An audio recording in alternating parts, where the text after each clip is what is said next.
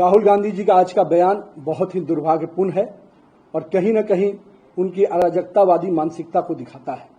मैं मानता हूं कि भारतीय राजनीति में जहां सूचिता, सामाजिकता और कहीं न कहीं एक दूसरे को सम्मान देने की प्रक्रिया है, उसमें उनका यह बयान बहुत ही दुर्भाग्यपूर्ण है।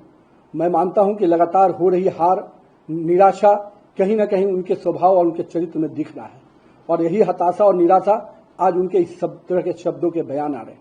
मैं पूछना चाहता हूं राहुल गांधी जी, आपके पूर्वजों ने इस देश की जमीन और जमीर को हमेशा गिरवी रखने का काम किया, कभी हमारे सैनिकों के मनोबल को बढ़ाने का काम नहीं किया, लेकिन हमारे यशस्वी प्रधानमंत्री श्री नरेंद्र मोदी के नेतृत्व में इस देश की जमीन भी सुरक्षित हुई और देश के लोगों का जमीर भी मजबूत हुआ। और कहीं न कहीं आपके शासनकाल में आपके लोगों ने जब जब इस देश में राज किया, इस देश में करप्शन के रूप में पूरी तरह से आकंठ में पूरी सरकार आपकी डूबी रही।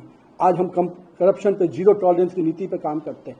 आज हमारे देश के यशस्वी प्रधानमंत्री के नेतृत्व में आतंकवाद जैसे चीजों पर पूर्ण रूपेण लगाम लगाने का काम किया और हमारे पड़ोसी भी आज हमको कहीं न कहीं हमारी इस नीति से नतमस्तक नजर आते हैं। और किस प्रकार से आप शब्दों का प्रयोग करते हैं, जिन शब्दों का आप प्रयोग कर रहे हैं, क्या नक्सलवाद खत्म करना गद्दारी है? क्या इस देश की जमीन को सुरक्षित रखना गद्दारी है? क्या इस देश के तिरंगे का सम्मान पूरे विश्व में बढ़ाना गद्दारी है?